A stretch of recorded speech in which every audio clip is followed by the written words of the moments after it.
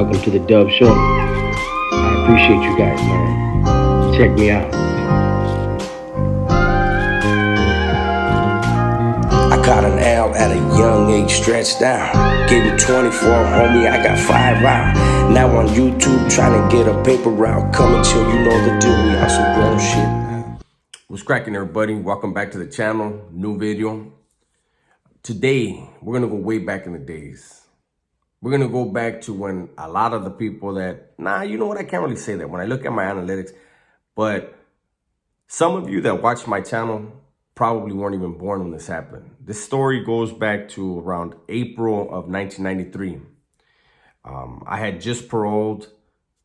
I had been out, 4 months? January, February, March, April, 3 months. I had been out 3 months.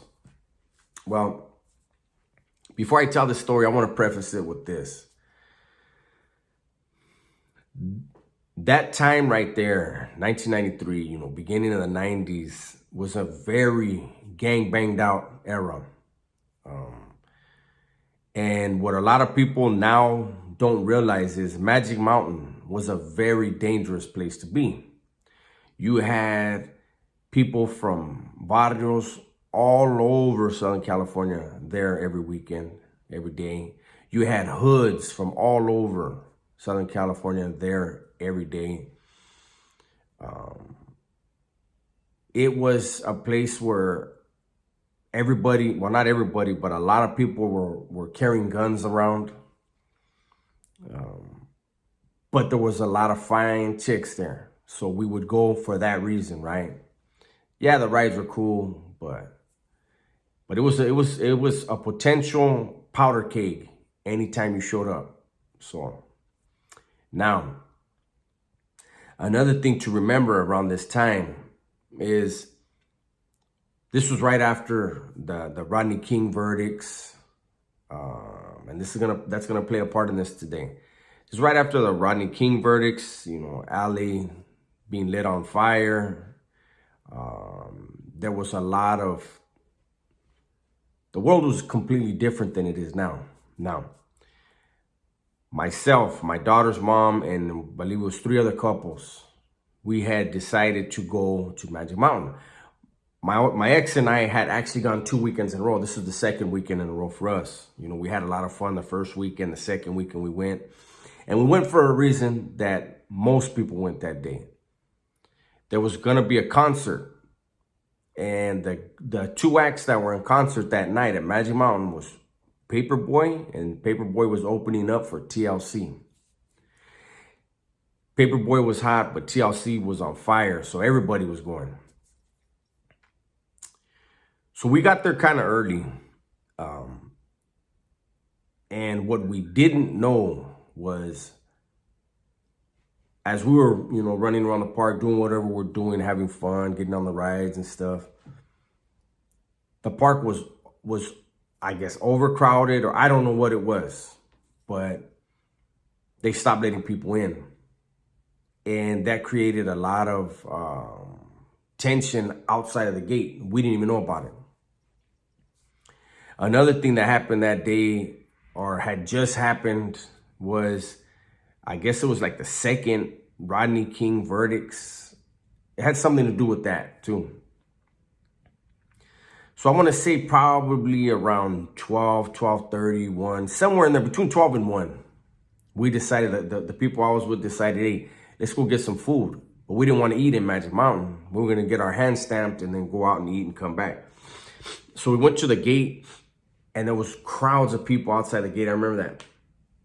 And we were telling the people, hey, can you stamp our hands so we can go get lunch? And they were like, look, if you go out of that gate, you're not coming back in. What had happened was, apparently there was a shooting at the restaurant down the street.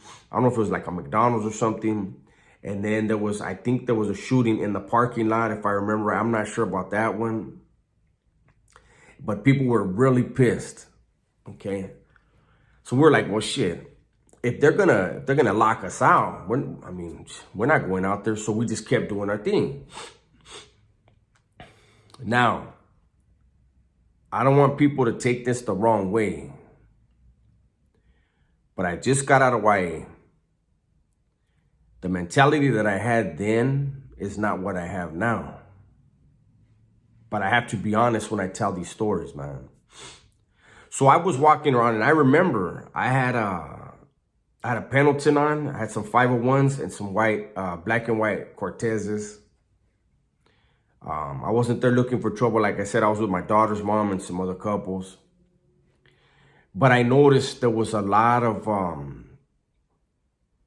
black gangs there. And they were having their way. I mean, they weren't waiting in line for the rides. They were bullying people, pushing people, you know, just snatching people, get out the way. And they were snatching up like all the little vendors, all the stuff they were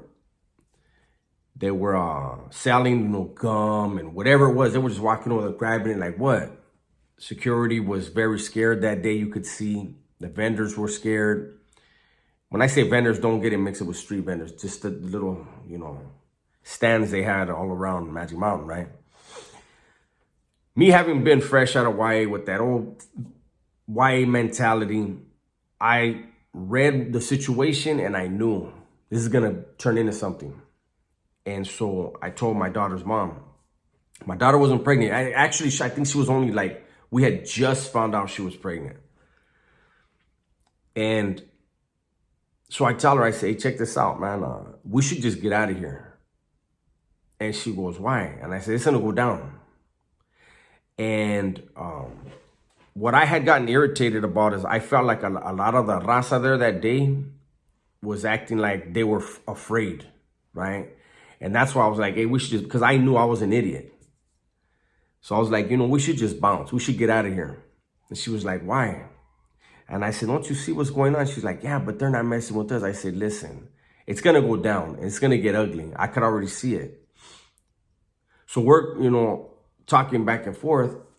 And my ex, her best friend was like, oh, what's wrong with him? And so she tells her friend, oh, he said, you know, something's going to go down, this and that. And she tells me, you're not in jail no more. You shouldn't be thinking like that, this and that. And I said, yeah, I'm not in jail no more, but these are the guys I'm in jail with. You know, like we're probably all on parole together right now. So I know what I'm talking about. I know what's about to happen. Oh, you know, this and that. And I said, listen. Both of you, I'll tell you right now, we're going to stay in the park. I told you guys, for you guys, if I was here with the homies, I'd be sticking around and do whatever they're going to do too, right? I said, but because of you guys, the women, I was telling you guys we should just jam. I said, now that you guys are acting tough, I said, when it goes down, because it's going to go down, when it goes down, I don't want to hear shit out of you. I don't want to see no tears. I don't want to hear no crying. It's on you. I said, let's go. So, you know, they were acting like I was being a dick. You know, so we got on more rides, you know. Well, this day was, you guys can Google it, the riot of 1993 in Magic Mountain. It went buck wild, okay? And believe it or not, the riot started directly in front of me. So here's the story. So we stayed in the park, and if I remember right, because they would do 2 hours for the concert. We already had our tickets and everything. There was a 7 o'clock concert, and then there's a 9 o'clock concert. And I remember we said, let's go to the 9 o'clock one. That way we can get in as many rides as we want, you know, run around, have fun, and then we'll go to the 9 o'clock one. So that's what we did. And I want to say it was probably around 8:30. We started heading over to where the lines were, right? The lines already were long as hell. And we were standing by, there was a bunch of shops on one side, and, you know, I mean, there's shops everywhere. And there was a crowd, like, you know, there's lines in front of us. One big line. Well, me being, you know, the way I am, I'm looking around, I'm scanning everything around me. And when I had my head turned, there was like I mean, it was probably about 7 people. And you could tell they were all together. They were a little crew together. I think there was 8 of us together, but, you know, it's a line. But these 7 or 8, I think it was like 7. They were together. And so, and it was a crowd of blacks, that crowd, right? Those 7 or 8, whatever it was. And I remember I turned my head, and when I turned my head, I just heard, "Bitch, who you calling a bitch?" So immediately I looked forward. The black dude in front of me, his old lady, was a tall, skinny chick, right? And she was engaging now verbally with the shorter black chick, a little fat chick, right? And I remember looking, I was like, because they started talking, "Bitch, who you calling bitch, bitch?" And the tall chick in front of me stepped out of line and started going towards the little fat one, right? And I remember looking like, oh man, this skinny chick is in for it. I know this little chunky one is gonna put hammers on her, and they engaged. Boop, bop, boop, bop, boop, bop. And the tall one, oh dear Lord. And I hope the dude and the chicks involved, I hope you guys are healthy and alive, and I hope somehow you see this video, because I know somebody out of that crew has to see this video, man. But they started getting down. The tall one was dropping hands on this chick, right? So again, I'm watching them fight, but I'm watching around me, see what's going on. When they first locked horns, the security took off running. So I noticed that, okay, security's gone. And I noticed like the little vendors right there started closing up, grabbed their money bags, and took off running. So I'm like, damn, everybody's running. So I look back, the tall, skinny chick has the short, fat chick by the hair and is just slamming her head into a fence, right?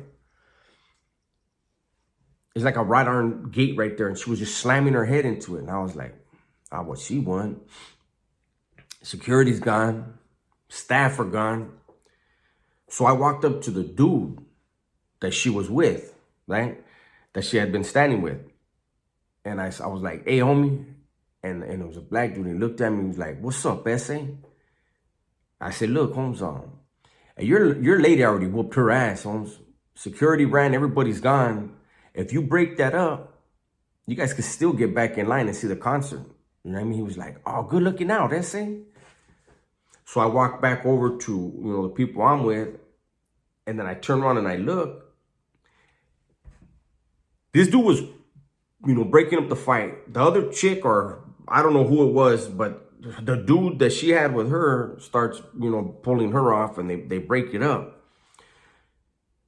But instead of getting back in line, these groups started walking away from the line, right? And again, I'm looking around, and I just hear, "That's why my bitch whoop your bitch's ass."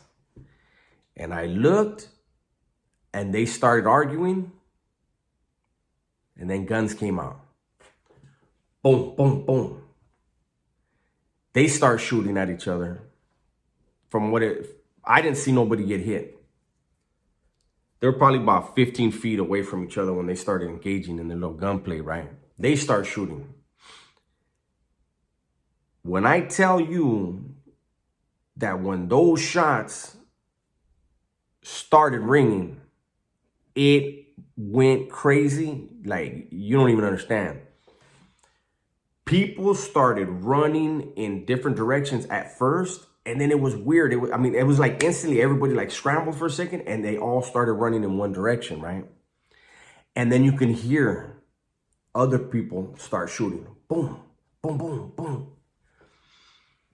And immediately, all the stores that were next to us, it was on my right side, all the gates started coming down, like garage doors started coming down.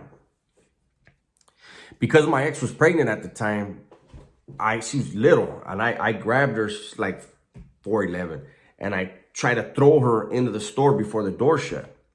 And she grabbed my wrist. She wouldn't let go. She scratched the hell out of me. And she was under the door, like the door had to stop. And she told me, either you're coming in here with me or I'm going out there with you, right?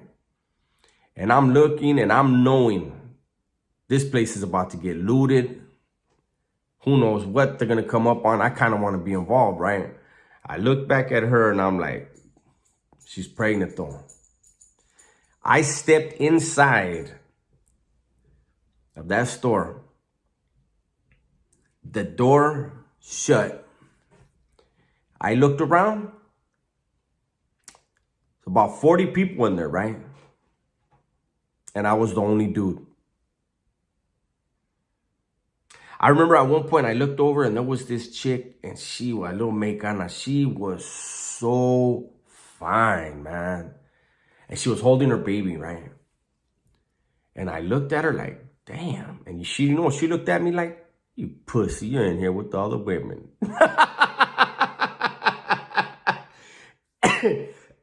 I was so mad, man. I told my ex, I go, get up. I go, we're leaving. I was pissed. I said, we're leaving. And the person who was taking care of that shop, I remember it was a glass shop. It was full of glass figurines. He was like, look, if I open this back door, I can't let you back in. I said, listen, I'm going out there. I said, if I need to come back, you're going to let me in or I'm going to kick the door in. Right? So he let me and her out. We were on the back side of the shop. When we came around, there was like this gate. And it was like mesh, so you couldn't really see through the mesh, right? And I opened the gate and I looked out, and it was like a sea of people just running, just everybody running in one direction. And I was like, wow, it just looked crazy, right? And unfortunately, like I saw a chick running, and then I just saw a dude hit her, drop her, grab her purse, snatch it up and take like 2 steps, and then somebody cracked him, boom, took it. And I was like, I looked at my you know, who was my lady at the time, and I looked at her and I was like, I can't take you out there. I told her, stay here. I'm gonna go to the lockers. I'm gonna get all of our stuff out of the lockers, and then I'll come back and get you. She was like, nope. So I go back in the store, man. Once I went back in the store, I was probably in there about 20 minutes. And then the phone rang, right? And the phone call was the LAPD or LA Sheriffs, whoever the hell was in charge or thought they were in charge. And they asked for a head count. And that's why I know there was like 40 of us in there. So they started counting. And then they called in, this is how many I have. And that's when whoever the hell was involved said, you tell everyone in your store that if they leave, they're going to jail, right? So they told us, hey, you know, if we did the head count, this is who they're going to expect to, the number they're going to expect to be in here. But if you leave, they are going to get you. And you could just hear, man. I think it took 4 hours. If I remember right, it took about 4 hours for them to get it under control. But I remember hearing people, like, I guess got tired of being in the store and come out, and the LAPD or whoever it was beating the dog shit out of them. I know one, it was, you could tell it was a couple. It was a guy and his old lady. And they were trying to run past our store, and they, like, the body slammed in front of that garage door that was in front of our store. And you could just hear, they were just beating the dog shit out of them. Now, I want to end it on this. Look, they started releasing one store at a time, right? And when we come out, head that way. So boom, we'd head over there. One of the things that tripped me out the most about that riot is this. Yes, they looted every single shop. Every shop we went by, there was no t-shirts. There was no nothing, no memorabilia. There was no keychains. There was nothing. But this is the craziest part to me that always stuck out of my head. You know how when you go to the amusement parks and they'll have those little like carts, and they have the glass enclosure and it's like full of popcorn? Do you know that I passed like 2 of those? The windows were, the glass was all broken and there was no popcorn on the floor. What do they do with the popcorn? Did they steal the popcorn off the floor too? That shit was crazy, man. And I remember my lady at the time, her friend, the big mouth that said, "You're not in jail anymore, shut up." And I remember she tried to cry in the store with us. I was like, "You better not. You better not let a tear come out your motherfucking head. I told you this was gonna happen."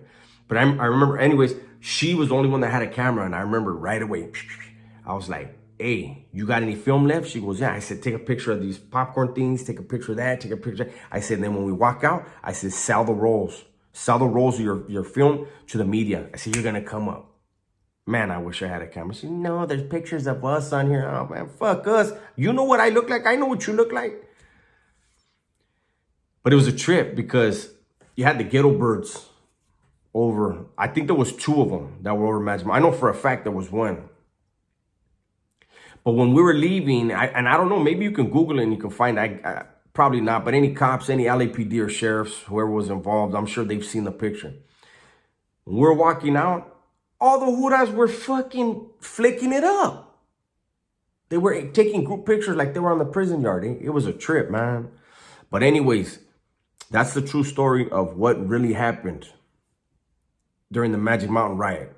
It started between 2 women. One called one a bitch, and they tore Magic Mountain's ass up for it.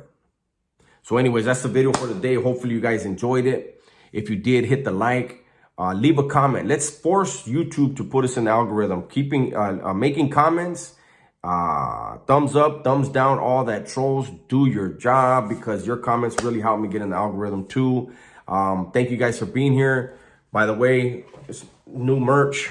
Boom, pound some tortas. I'll put the link in the description, or I'll put it on the video. We'll see what I do.